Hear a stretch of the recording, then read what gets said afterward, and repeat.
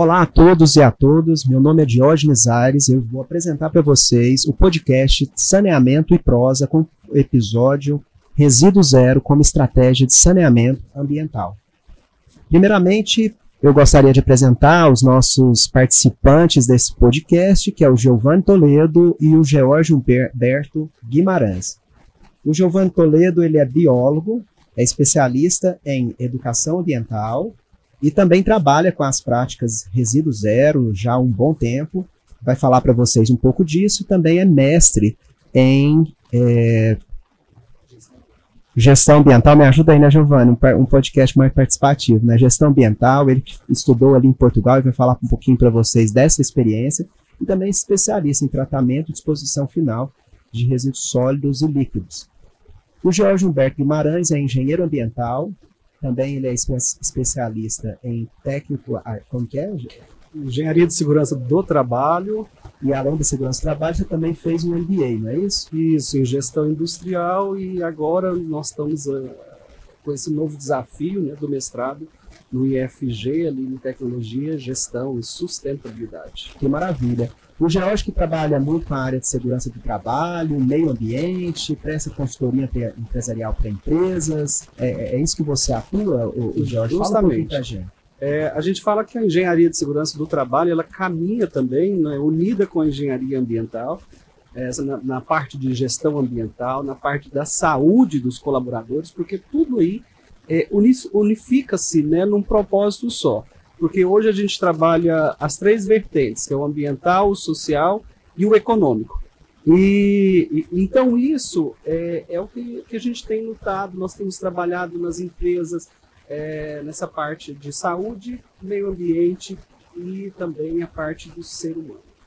Giovanni, você também já atuou em vários setores, né? Tanto com escolas quanto órgãos públicos. Você trabalhou na AMA, na Agência Municipal do Meio Ambiente em Goiânia, trabalhou em várias empresas de consultoria ambiental.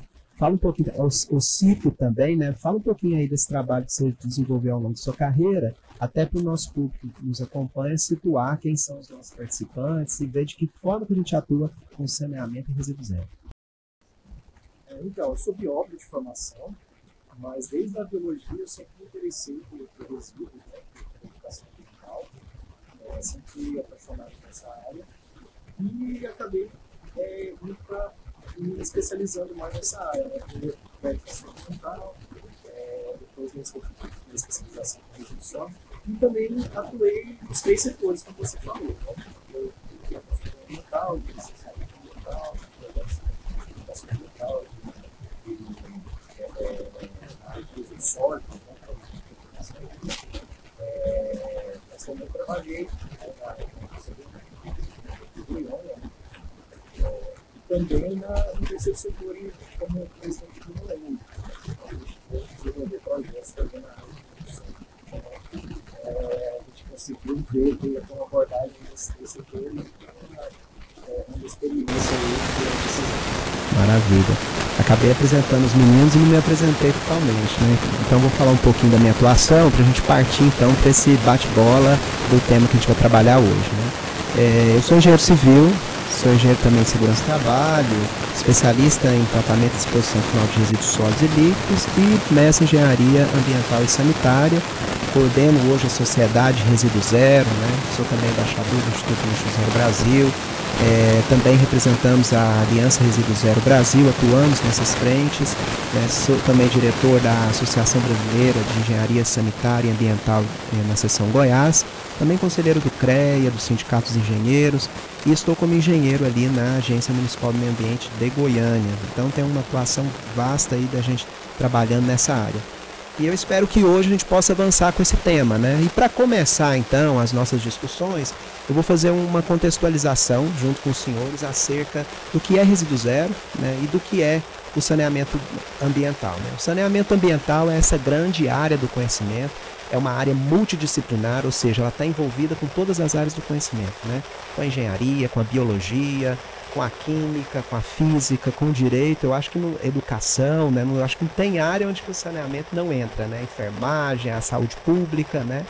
E ele foca na produção de ambientes salubres, de ambientes saudáveis, por meio do abastecimento de água potável, do esgotamento sanitário, da gestão dos resíduos, da drenagem pluvial e também, e que é o considerado saneamento básico, e além do básico a gente trabalha então com os controles da poluição visual, poluição sonora, atmosférica, a poluição das radiações, seja ela ionizante ou não, e também com controle de endemias, vetores e outras frentes, né, como o combate às mudanças climáticas e a segurança ambiental e sanitária das cidades, né. E o resíduo zero é um conceito que tem sido trabalhado por várias frentes, né, e segundo a Aliança Internacional Resíduo Zero é uma meta ética, econômica, eficiente, visionária para guiar as pessoas a mudar seus modos de vida e práticas de forma a incentivar os ciclos naturais sustentáveis, onde todos os materiais são projetados para permitir sua recuperação e uso pós-consumo. Então, pessoal, dentro desse alinhamento do que é o resíduo, lixo ou desperdício zero, né, essas práticas, e o saneamento ambiental, eu gostaria de começar esse primeiro bloco de perguntas provocando vocês sobre esse conceito, né? O que é esse conceito, então, resíduo, lixo, desperdício zero, e como que surgiu esse conceito, esses movimentos? Será que você pode começar para a gente, Giovanni, falando um pouquinho sobre o conceito e como surgiu os movimentos no mundo e até chegar no país? Acho que sim, né? Vocês podem me ajudando, né? Vamos relembrando, né? Vamos relembrando aí um pouquinho. Eu acho que começou pela Zero Waste, né? Zero Waste International Alliance. Ela fazia parte da Gaia, né? Na Global Alliance Against Incineration, né? Então, surgiu nesse modelo que é contra a incineração de resíduos, né? Então, surgiu nesse conceito com a Aliança Resíduo Zero Internacional. Isso em 2003, né? Se não me engano. Isso mesmo, 2003. 2003, né? E a partir daí ela foi alcançando, né, alcances globais, né? Então, acho que veio para o Brasil, né? Por meio do Instituto Lixo Zero Brasil também, né? Acho que o Jorge pode falar um pouquinho também sobre isso. Até chegar aqui na gente, né? No Instituto foi por volta de qual ano que a gente trabalhou? Foi em 2010. 2010 né? que o Instituto é fundado e começa assim, então, a ter várias semanas Lixo Zero, vários projetos Lixo Zero no Brasil todo, né? Exato. Inclusive fizemos aqui, né, a primeira semana Lixo Zero aqui em Goiânia. Ah, é verdade. Bem lembrado, Giovanni. Em 2015, né? Que foi quando surgiu outro movimento aí em Goiás, né? Acho que o Jorge pode até falar mais, né? Porque ele que trouxe esse conceito aqui pra gente, né? Então, mas partiu aqui um pouquinho daí, né? Eu acho que para dar uma visão geral de como é que chegou até aqui esse conceito que tem tudo a ver com desperdício, né? O próprio conceito já fala, né? Então, ele tem uma relação com economia, né? A gente tem que levar todos os recursos como uma forma de material, onde a gente tem que introduzir ele novamente no processo produtivo. Ou melhor ainda, né? Nem chegar a gerar esse resíduo, nem ser uma coisa que vai entrar nesse processo. A gente não vai deixar de entrar nesse impacto negativo, né, de exploração. Então, aí entra nessa questão de uma meta consciente, né, de uma questão mais ideológica do que uma questão mais operacional. Certo, Giovanni, você começou ali em 2003, né, falando da Zero Waste International Alliance, nessa aliança internacional. Mas vamos voltar lá no começo, né, que eu acredito que os nossos participantes também, quem nos ouve, né, e nos vê, eles estão, talvez, assim, buscando uma referência, né? A referência que a gente tem ali, fala um pouquinho do pessoal, daquela referência na década de 70, quando surgem os movimentos, tá lembrado? Os movimentos hippies, os movimentos libertários, novas ideologias, e aí surge o Resíduo Zero. Fala um pouquinho dessa época pra gente. Inclusive, partiu de uma empresa, né, que tinha esse nome, né, Zero Waste. O símbolo dele era até um símbolo romano, né, o grego, que é aquela cobra, né? A Ouroboros, né, que é uma cobra comendo circular, comendo pro rabo, interessante. Justamente para trazer essa questão do ciclo, né? Perfeito. E ele, eu já não me lembro o nome, mas ele foi para o Silicon Valley, né, para o Vale do Silício. Ele é um químico, né? Depois eu até posso... Chama Paul. Paul, né? Ele era um químico e ele trabalhava com as misturas químicas. Então, ele teve essa sacada. Ele falou, poxa, lá tá indo muita empresa para esse local. E eu trabalho com insumos dessas empresas que eu posso produzir aí graxas, óleos, né, outros produtos químicos que podem ser reutilizados. Então ele foi para lá. Legal, mano. E trouxe esse conceito, né? Então, a primeira vez a se falar em Zero Waste, né, foi realmente no Vale do Silício, foi pelo Paul. É a primeira menção na literatura de Zero Waste. E também, não sei se vocês lembram ali, de 1972, que teve a primeira conferência sobre o homem e o meio ambiente, né, em Estocolmo, né, primeira grande conferência mundial da ONU, né, que começa-se vários temas ali, o relatório Brundtland, tem vários livros e referências que remontam essa necessidade de economia dos recursos naturais, economia de água, do uso racional da água, da energia, né, então começam esses movimentos pelo mundo afora, né, de reaproveitar, reduzir. E depois a gente vem para o Brasil, né? Também vocês podiam falar, a gente memorizar ali, depois na década de 80 vem a Política Nacional do Meio Ambiente, né, em 81, e em 86, 87 então dá início no Brasil o primeiro projeto de coleta seletiva. Não sei se vocês lembram, mas ali em Niterói, com um professor universitário que começou a recolher. E aí, depois disso, surge a primeira cooperativa de catadores em São Paulo, né, Giovana? A Copemar, né?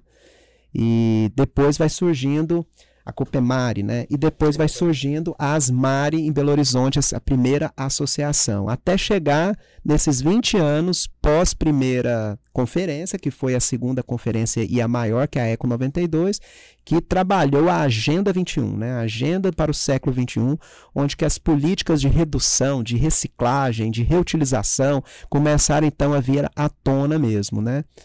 Eu acho que esse histórico a gente pode estabelecer aqui, não é verdade? Lembrando que culminou aí em 2010, né, da Política Nacional de Resíduos Sólidos. A gente vai chegar lá, né? Então a gente falou da década de 70, 80, 90, 2000, o George fez uma menção pra gente, quando a gente estava começando aqui nos preparar, sobre os ODM, né? Justamente. Como que surgiu os ODM? Ele foi por volta do ano... Foi na Eco 92. Após a Eco 92, não é isso? Surgiu... os ODMs foram 8 ações, né? Eu tenho até uma colinha aqui. 8 objetivos e desses objetivos, 8 metas e 8 indicadores, que trabalham aí a fome zero, né? A educação também. E depois disso, já culminou aí, né, elas são trabalhadas até 2015, né? No Brasil até no mundo, 2015, né? E depois... culminou já nos ODS. Nós vamos chegar lá também. Eu acho que vamos pegar esse lapso temporal, né? 2000, então a gente tem o lançamento das ODMs, não é isso? Nós temos o que o Giovanni falou, a Aliança Resíduo Zero Internacional em 2003, aí vem depois o Instituto Lixo Zero em 2010, surgindo bem no ano que foi promulgada a lei, né? A Política Nacional de Resíduos. Que é a Lei 12.305. Perfeito. E depois nós viemos em 2014 com a Aliança Resíduo Zero Brasil. 2015, então, que é finalizado esse ciclo aqui dos ODMs e começa o ciclo das ODS, que são esses 17 que a gente está trabalhando e que elas vão ter um horizonte de projeto até 2030, né? E 2015, né, Giovana? Acho que você pode falar um pouquinho para a gente também sobre o surgimento da Sociedade Resíduo Zero aqui no estado de Goiás. Fala um pouquinho de como começou, os projetos, as atuações. Exato, né? Eu acho que a gente chegou aí nesse momento, né? Eu já até falei lá atrás, né? O Diógenes trouxe esse conceito para a gente, então acho que eu vou pegar esse gancho para dizer que nós éramos alunos do Diógenes no curso de especialização da Universidade Federal de Goiás, na engenharia. E ele era um professor na área de resíduos e trouxe esse conceito para a gente, né? E foi uma novidade, a gente ficou muito empolgado na época e ele mais ainda, né? Nos inspira muito e trouxe, falou para a gente, bom, vamos formar uma sociedade, né?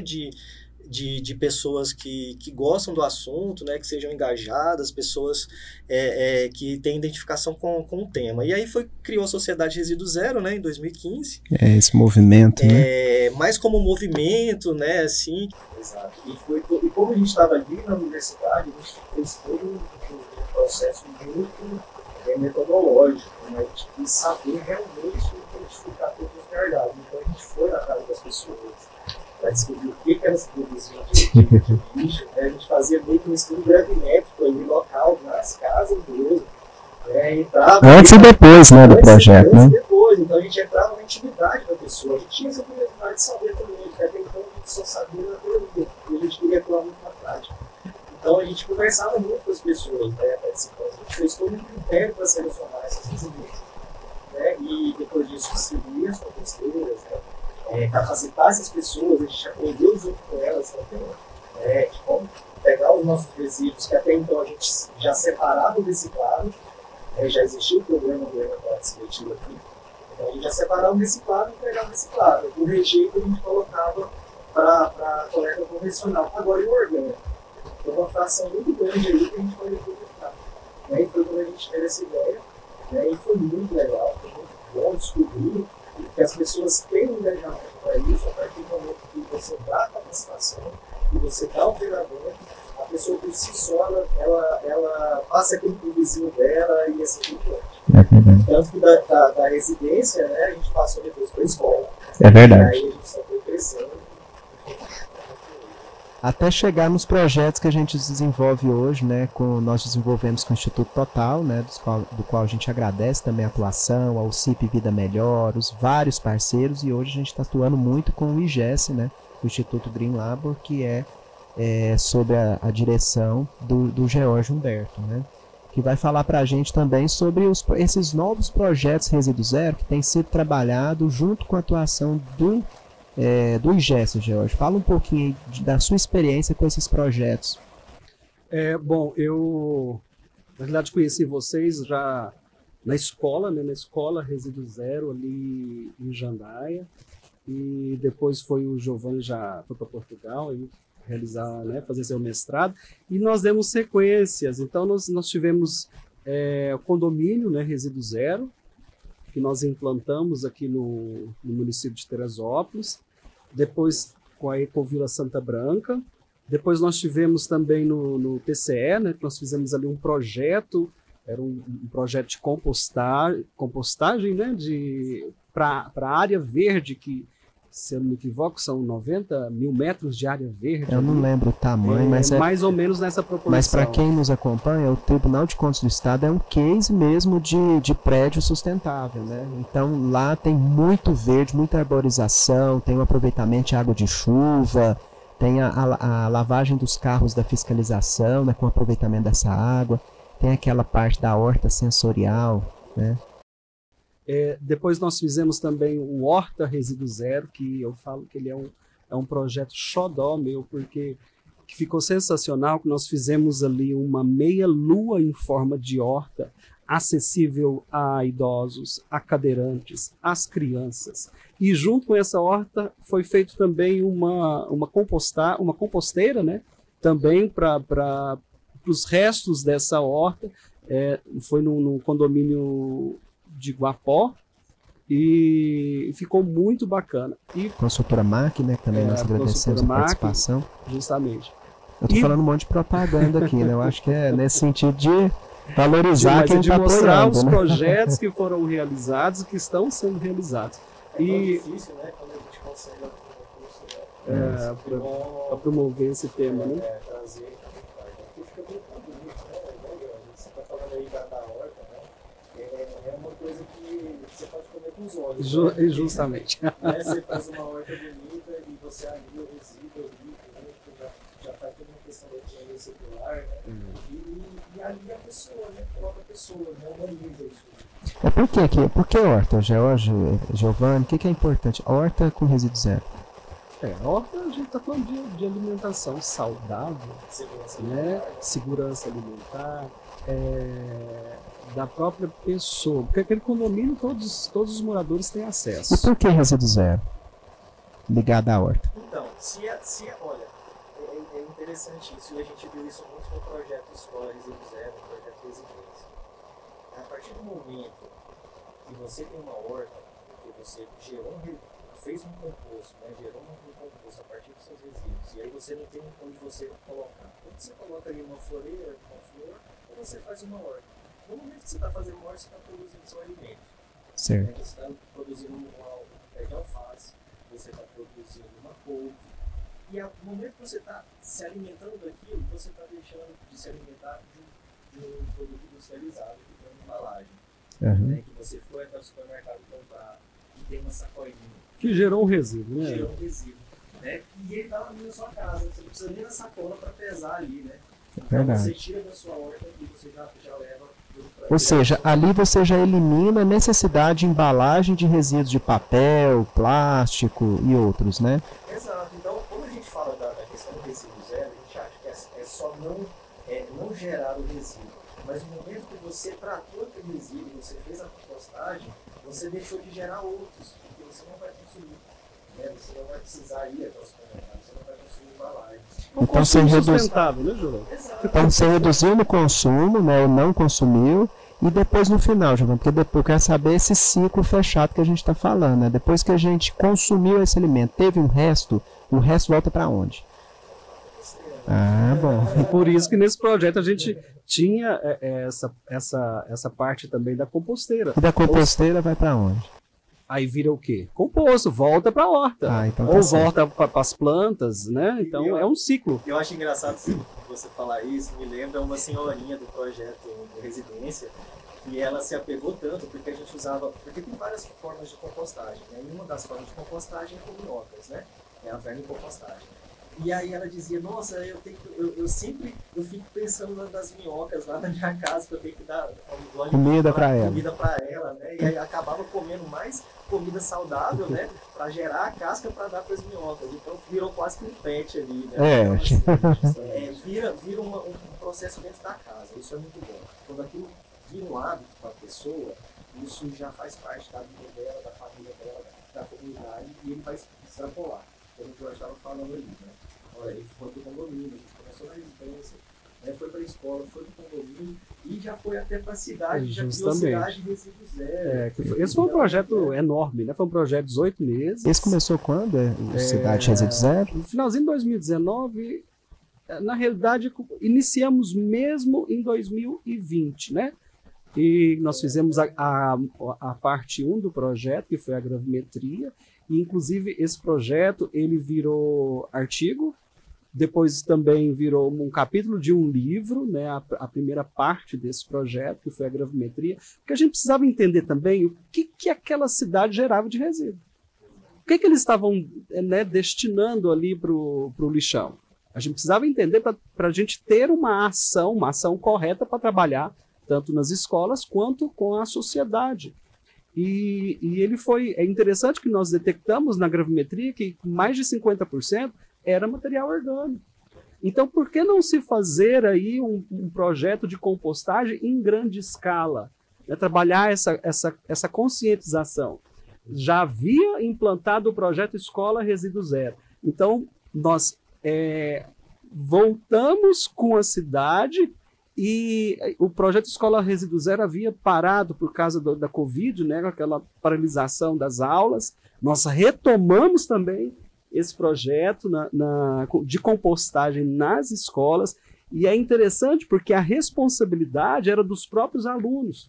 Ou seja, os alunos tinham a obrigação de dar manutenção nas composteiras. E aí a criançada se empolga, né, porque trabalham com as minhocas. Eles levavam até alimentos de casa para não deixar as minhocas com fome.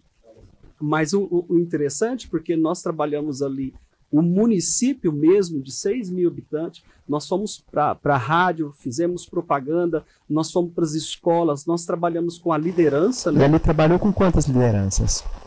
Nós trabalhamos ali na parte da saúde, dos agentes de endemias, com os vereadores, a prefeita que foi muito engajada, então abrangeu tudo. E quantos era um núcleo, como que era chamado esse grupo e a quantidade? Nós tínhamos o NESA, né? O NESA, formado por 80 multiplicadores? Por 80 multiplicadores, cada um ali trabalhava num segmento diferente, da parte da saúde, do pessoal, dos catadores, os vereadores, né? A Câmara foi no município de Jandaia, e ele tomou uma proporção tão grande que a própria prefeita foi dar o testemunho desse projeto até em Recife. Que maravilha, que maravilha. E nessa ocasião, George, só fechando essa parte do projeto da Cidade Resíduo Zero, qual foi o órgão promotor desses recursos e que promoveu que fez com que esse projeto tivesse um recurso para a gente trabalhar? O recurso veio da FUNASA, né? A FUNASA que sempre trabalhou nessa parte de saúde ambiental. Então nós participamos... E até o nome era esse, né? Qual que era o nome mesmo?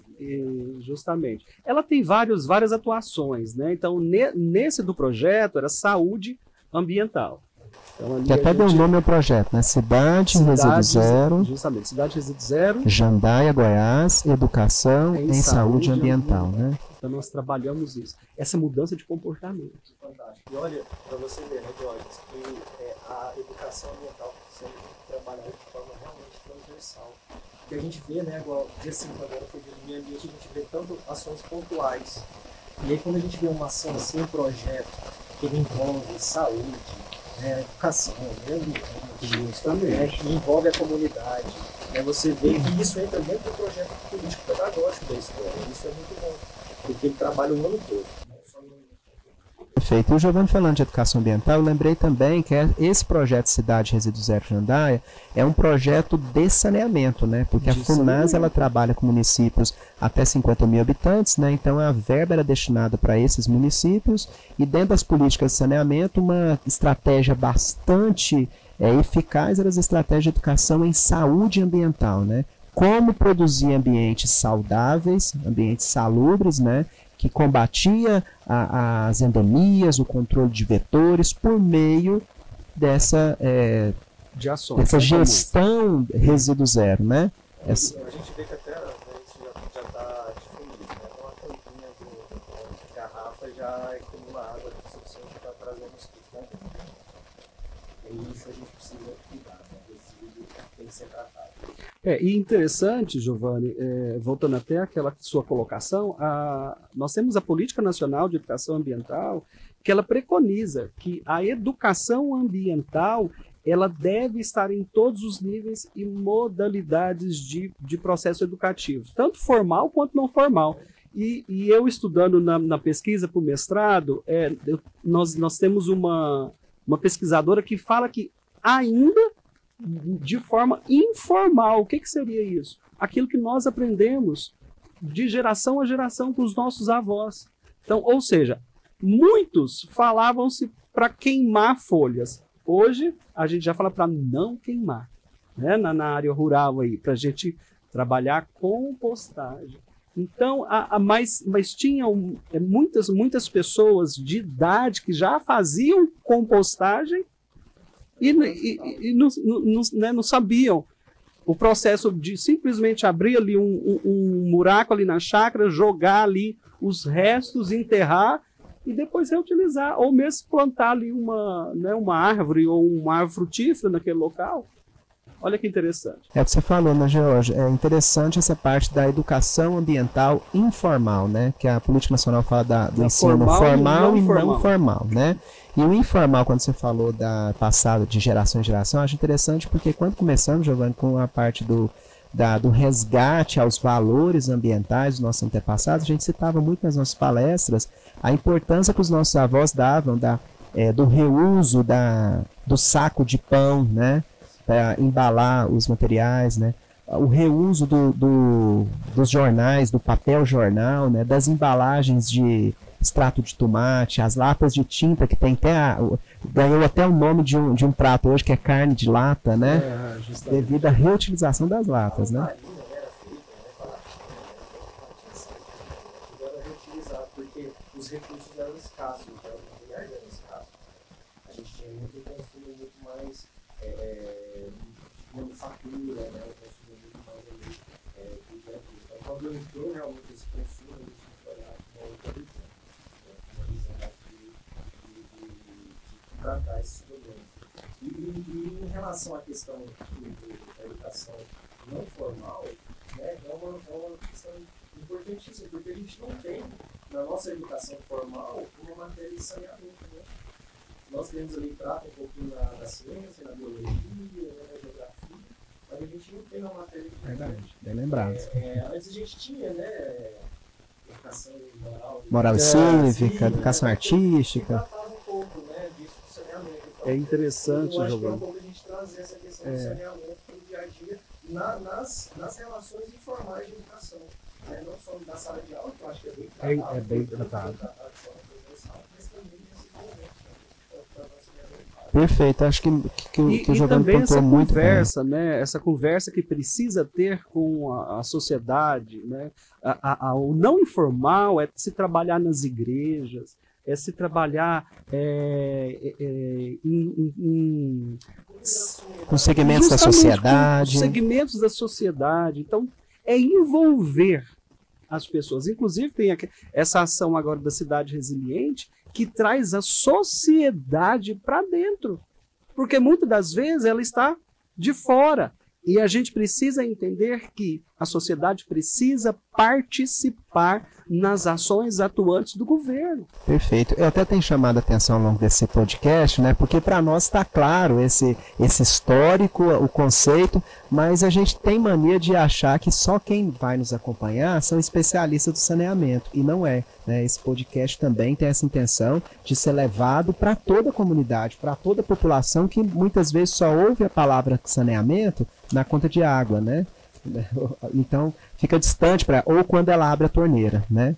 Mas ela não enxerga muitas vezes o saneamento com essa questão da gente promover o desenvolvimento sustentável, a conservação da flora, da fauna e também do solo, da água como um todo, né? Bom, gente, eu acho que a gente pode avançar mais um pouco falando sobre a legislação, né? Como que está a legislação no Brasil, nos Estados Unidos, na Europa, na Austrália? Os governos têm trazido essa temática resíduo zero como política pública? Giovanni, George, como que está isso a nível global? Talvez Giovanni, que morou em Portugal, comece falando um pouquinho lá. Como que funciona essa parte de reduzir, repensar o resíduo, recusar a geração de lixo? Olha, Portugal acabou com os lixões em 10 anos. Né? Quando eles quiseram acabar, eles acabaram. Né? Mas também a gente tem que ver que foi muito dinheiro e recurso que veio da União Europeia. Né? Porque se a gente pegar Portugal da década de 80, os problemas de saneamento de Portugal eram muito parecidos com os problemas do Brasil, ou até piores. Né? Então, teve muito nesse momento, teve a redução, né, de recursos, onde se conseguiu fazer uma abordagem onde se viu, olha, não tem só uma forma de tratar resíduos, tem várias. Qual vai ser a melhor? Qual vai ser a melhor para Lisboa, para o Sul? Você fala então que foi uma conjugação de alternativas? Exato. Lá nós temos os PERSUs, né? Chama PERSU, que são os planos estratégicos de resíduos. Então, é bem parecido com o Brasil.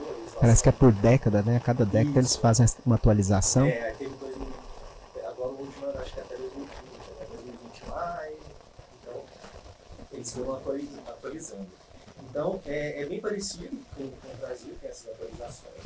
Inclusive, a lista europeia de resíduos, a lista brasileira de resíduos foi baseada praticamente na lista europeia, né? Interessante aqui agora que a gente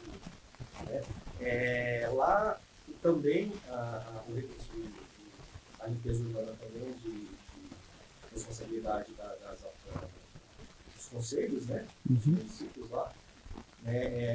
Onde eu morei, foi em Coimbra, teve a Rio Sul. Então eles fazem a coleta do resíduo diferenciado e do resíduo reciclável. Eles têm lá não é porta a porta, igual é aqui. Lá é por pontos, né? Os pontos. Até porque o porta é muito caro, né, Giovanni? Cara, a gente não sabe o sistema de coleta que a gente tem no Brasil, tanto que né, passa na porta da sua casa. E nem todos participam. Incrível, e nem todo mundo participa, né? A gente vê que isso no mundo não é bem assim, né? Então lá eles têm os locais certos para colocar, né? A hora do dia certo para colocar. Não tem o papel dos catadores, né? Lá não tem os catadores, aqui não tem trabalho manual. Tem muito tecnologia biológica para tratar os instrumentos.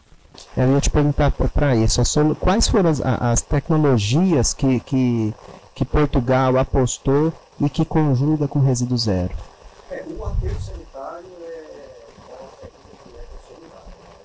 Que é a última e que a gente nem fala de resíduo zero, porque a gente só vai mandar para lá o rejeito mesmo, enquanto a gente ainda não aproveita ele, né? Exato. Então, assim, mas e antes do aterro, quais são as que a gente trabalha? Lá se usa muito a questão da biomassa, né? Os tratamentos biológicos de compostagem também. Olha, se não me engano, lá a compostagem está por volta de 10%. Ah, que legal, né? Então de 1%, né? Isso mesmo. Maravilha. Tem iniciativas muito interessantes, cada conselho tem alguma iniciativa, já existem sistemas lá de coleta diferenciada do resíduo orgânico em sistemas gate, né? Sistemas lá que falam sistemas pay and save, né? Pay as you throw. Então você paga por aquilo que você descarta, gerou, descarta. Né? Então se você composta, se você separa o seu reciclável, né? Você vai ter você já vai reduzir, né? Muito menor, né? Então, basicamente esse sistema que tem lá, né? Mas tem, claro, que sempre tem seus problemas, né? Para se adequar, mas a gente vê que Portugal é uma vitrine que eu acho que isso pode se espelhar, né? Como lá se acabou com o a gente precisa fazer isso aqui no Brasil. E também tem vários ecopontos, né, Giovanni? Você pode levar seus eletrônicos, móveis, como que é isso? Tem. Lá tem igual aqui a coleta do. Aqui a gente tem o Catapec, né? Lá ele tem a coleta dos monos. Fala dos monstros e monos. Tem esse nome. Interessante. E é igualzinho aqui também, você marca, agenda. Só que lá você deixa o seu móvel, né? O seu eletrodoméstico avaliado na porta da sua casa. Aqui, né? Você agenda e aí você ganha um dia, né? Mais um ponto positivo para o Brasil, né? Em relação à assistência à coleta para nós que somos geradores. Né? Então a gente tem muita coisa boa aqui no Brasil que a gente tem que levar a sério. Se a gente participar realmente, né, a gente vê que a gente tem infraestrutura. Coisa boa. O Giovanni falou dos planos, Jorge, e você quer falar alguma coisa nesse sentido para a gente partir para outra experiência mundial? O Giovanni falando de Portugal, né, que fica na Europa. A gente falou no levantamento que nós estamos fazendo da revisão bibliográfica, nós vimos a grande atuação hoje da Zero Waste Europa, que com a ação de certificar cidades resíduo zero. E é impressionante que nós temos mais de 480 cidades que manifestaram a intenção de serem certificadas. Se manifestaram, ou seja, elas vão aderir ao critério para que possam ser certificadas. Então elas vão trabalhar isso. E interessante que na Itália são mais de 350 cidades, né? Já tem cidades certificadas e cidades também que se manifestaram o desejo de serem certificadas. Então, olha a que nível nós estamos chegando, o nível global de preocupação, né, com o nosso futuro e as gerações que estão vindo.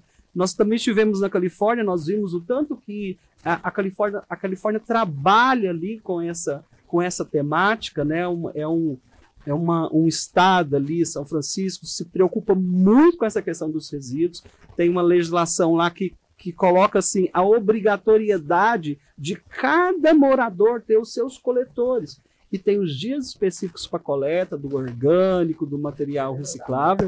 Giovanni, George, eu queria que o pessoal que a gente comentasse aqui como que a Califórnia é bem exigente, né, e tem uma meta alta, né? 75%, né, do resíduo tem que ser desviado. Tem que ser desviado dos aterros. E essa mudança de comportamento, né, Giovanni? Porque a gente está falando aqui de... nós não estamos falando de lixo, nós estamos falando de recurso. Né? Um objeto utilizado, ele é um recurso. E para várias situações. Então você pode voltar para a cadeia. Gasta-se milhões para enterrar milhões. Justamente. Então esse que é o problema, que é a grande questão, né? Então nós falamos um pouquinho, né, de como que está essa questão legal em Portugal, na Europa, lá na Califórnia, e vindo aqui para o Brasil. Pessoal, nós tivemos a Política Nacional dos Resíduos em 2010 e depois disso várias políticas de logística reversa, né, os acordos setoriais, né? Atualmente também o Estado de Goiás, ele promulgou um decreto, né, com o Recicla Goiás, dando incentivo com crédito da reciclagem, né? Vocês acham que essas políticas que estão surgindo a nível global, a nível nacional e agora a nível estadual e municipal, elas têm tido resíduo zero, e a gente não falou até agora, mas tem tudo a ver, eles têm colocado na prática o princípio dos 5 R's como algo mandatório? Sim, sim. Nós temos aqui, até uma das leis, que até fiz o levantamento aqui para nós, porque a Política Nacional de Resíduos Zeros, né, de resíduos sólidos, que foi um marco na gestão integrada dos resíduos sólidos, ela regulamentou as responsabilidades dos geradores, né? Ela trouxe isso, ou seja, quem gera resíduo tem por obrigação de tratá-los. Então é uma lei da responsabilidade, principalmente dos grandes geradores. Então hoje os grandes geradores eles têm que dar a destinação correta aí nos seus resíduos. E ela trabalha também essa questão dentro da lógica da prioridade dos 5 R's. Ou seja, a forma como você vai repensar, porque eu entendo o seguinte... E o que é os 5 R's, Jorge? Para quem está nos ouvindo? Os 5 R's é a adoção a gente chama 5 R's da sustentabilidade. Então são ações. A gente trabalha muito na educação ambiental. O que significa o primeiro R? O primeiro R é o repensar, né? É a forma como você vai repensar agora a sua atitude em relação à geração de resíduo. Ao consumo. Ao consumo. Consumo de água, de energia. Dá para aplicar no saneamento como um todo? Ou é só resíduo? Não, dá para aplicar no todo. Repensar o consumo de água. De repensar o consumo de energia. Repensar, por exemplo, a pessoa está ali lavando roupa, ela pega a água e joga fora. Por que ela não pode aproveitar essa água para limpar a sua casa? Então, além de você repensar, você vai trabalhar o outro R, que é o reutilizar. Né? Então, esse R é qual? Vamos falar na ordem para o pessoal que está em casa. Então vamos lá, nós temos o repensar, né? Você repensou a sua vida. O primeiro R é o repensar. Né? Nós temos isso, primeiro R, repensar. Depois nós temos o reduzir. Reduzir, recusar, reutilizar e reciclar.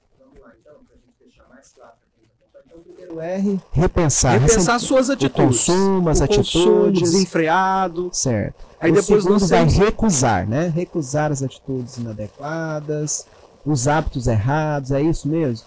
Igual o Giovanni comentou, com o consumo de produtos industrializados, recusar tudo que é alimento tóxico, não é isso? Justamente. O terceiro R. Nós temos...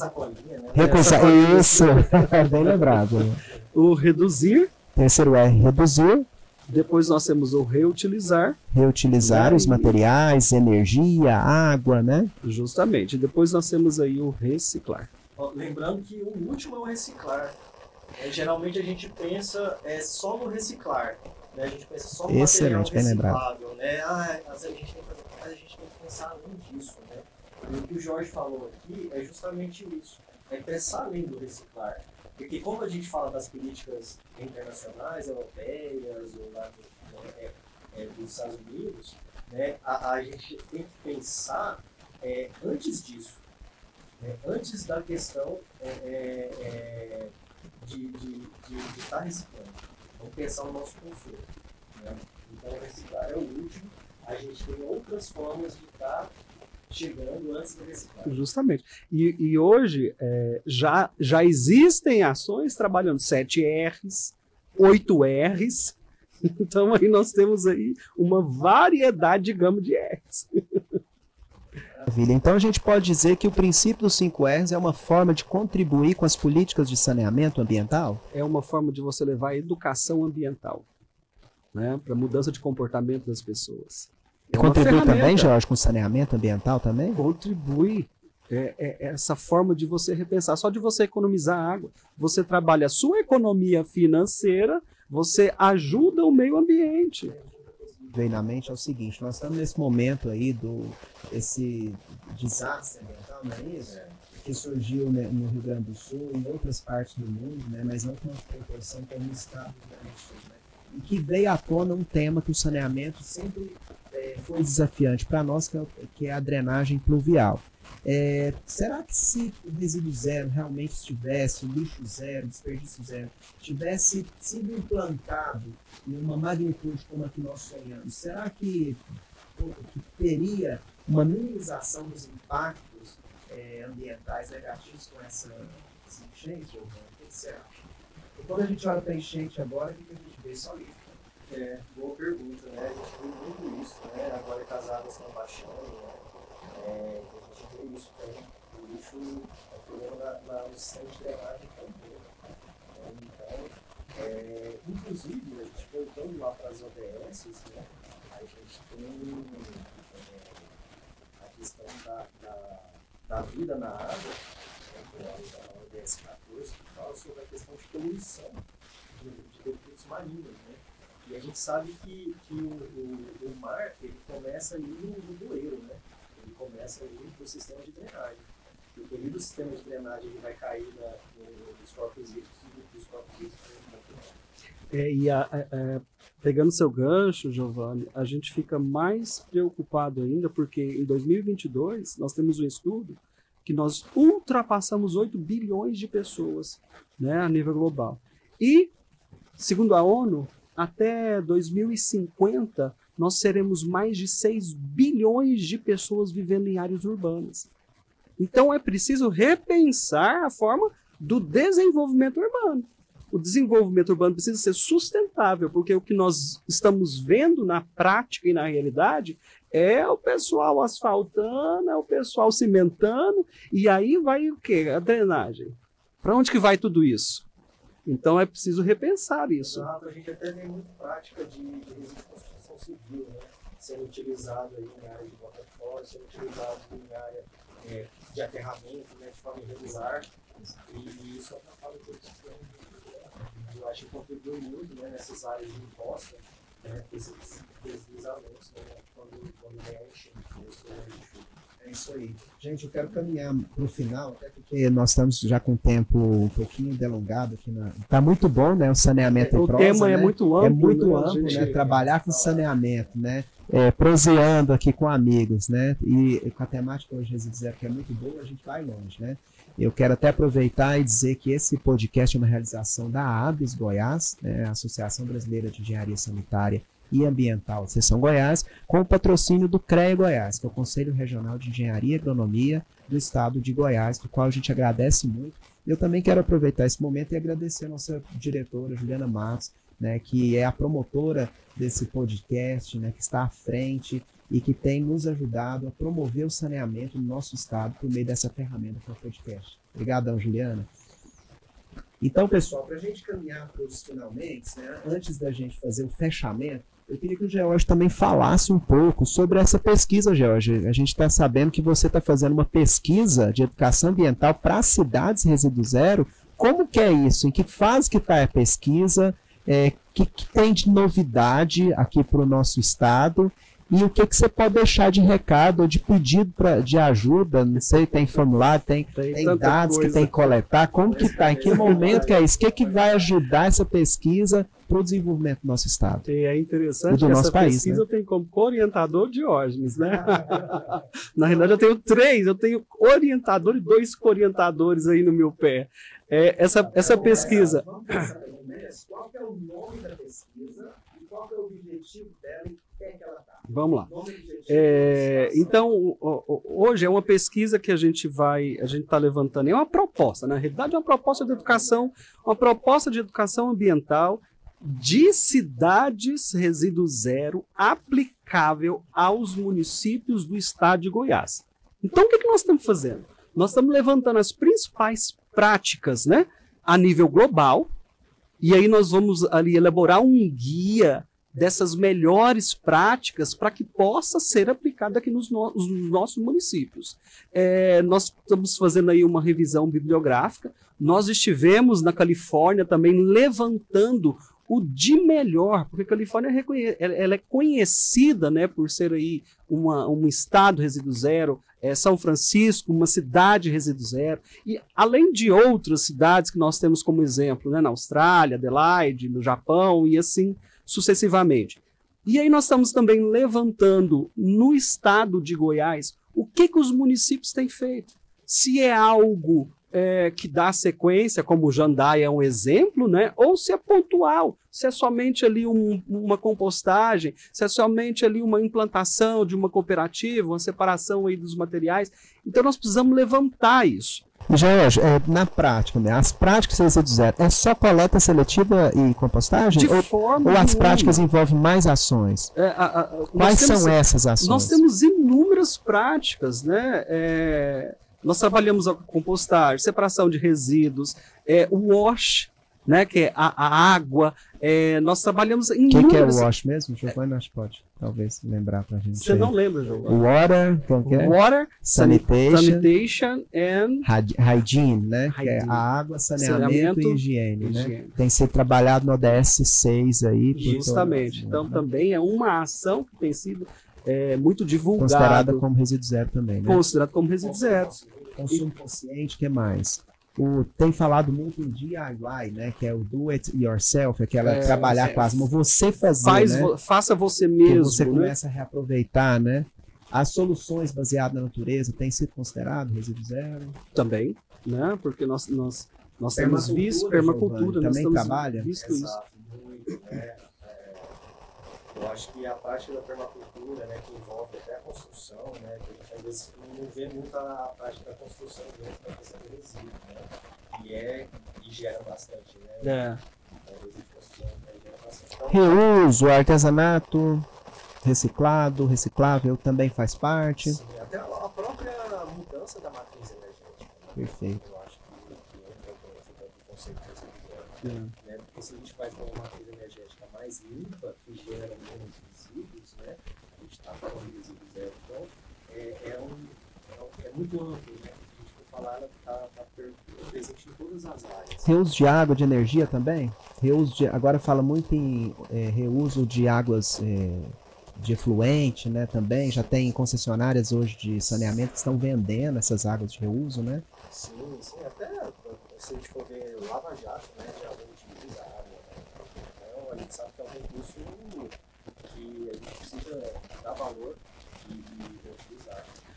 E aí, só retornando então à pesquisa, nós disparamos aí, né, uma pesquisa para os municípios. Então, se tiver alguém dos municípios que recebeu aí, né, um questionário, gente, responda.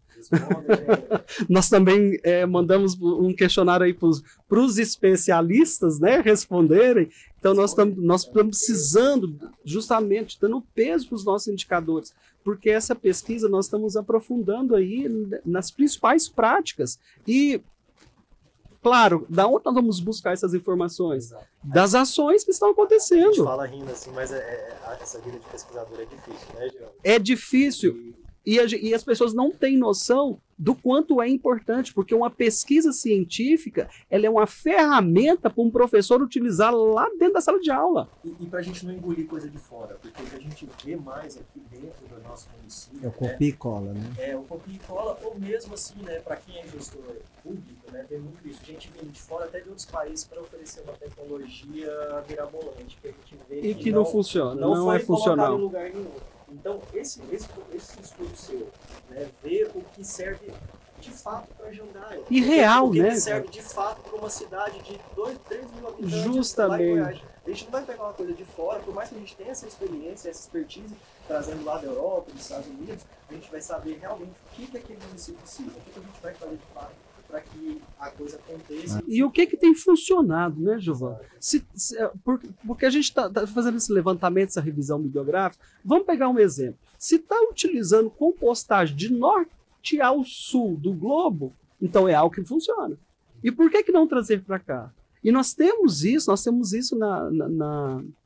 nas pesquisas hoje, o quanto de resíduo orgânico que é jogado fora. Se pode virar um composto. Maravilha. Então, gente, nós precisamos fazer um fechamento do nosso podcast, porque está muito bom o papo.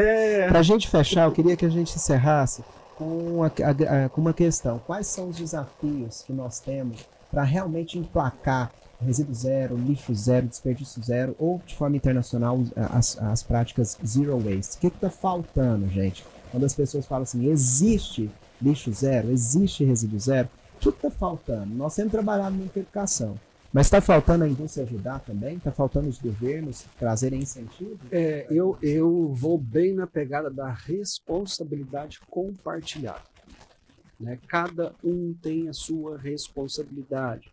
Então, se tiver uma ação de compartilhamento de responsabilidade por parte do governo, por parte dos empresários, por parte da sociedade, porque é muito fácil você pegar aquilo que você gera, né, o seu resíduo, e colocar em cima para outro cuidar. Isso é muito fácil. Mas é você que gerou, você que é responsável.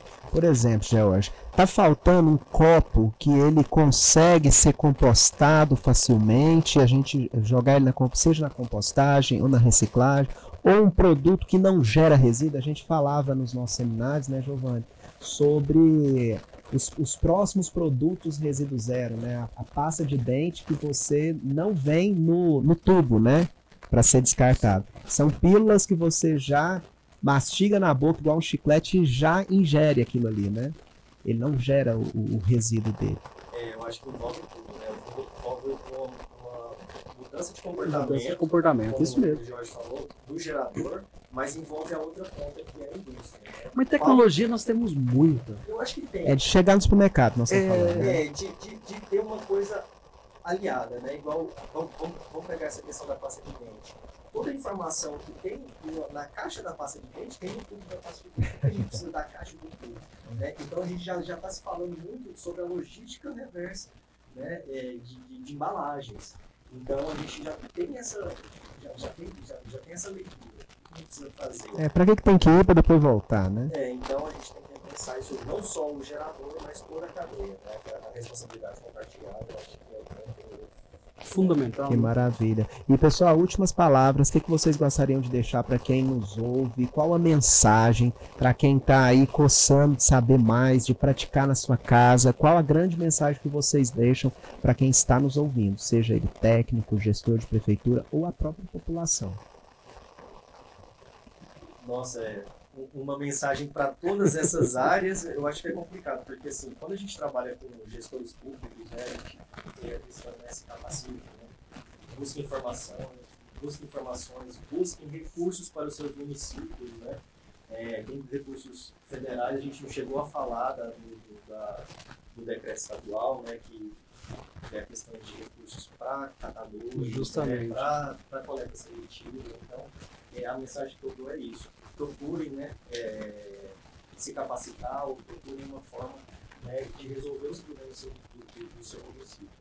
Agora, para a população em geral, eu acho que assim, participar, né, Giovanni? Procure saber. Nós temos tantas ações. Que dia coleta seletiva? O caminhão da coleta seletiva passa na sua casa. Procure saber só isso. Eu ouço muito isso para todo lugar que eu vou. Ah, não, mas na minha casa não passa. Eu falo, você tem certeza? Você ligou na prefeitura? Será que é porque você não estava dormindo, ou que você não estava em casa, né? E o município que não tem coleta seletiva, Giovanni, o que fazer? Tem os pontos de entrega voluntários, né? Tem os PETs, tem o catador. Conheça o seu bairro, né? Conheça o catador da sua rua, né? Se envolva mais na comunidade, né? Na sua igreja. Justamente. Né? Tem muito local para entregar. E se não tem lugar onde colocar a lâmpada fluorescente, não compra a lâmpada fluorescente, não é isso? Vamos comprar aquela que tem o destino, né? Isso, é aquele R lá atrás, né? O recusar, né? Então, procure outras formas, né? Eu sei que é difícil nessa vida corrida, mas a gente tem que pensar.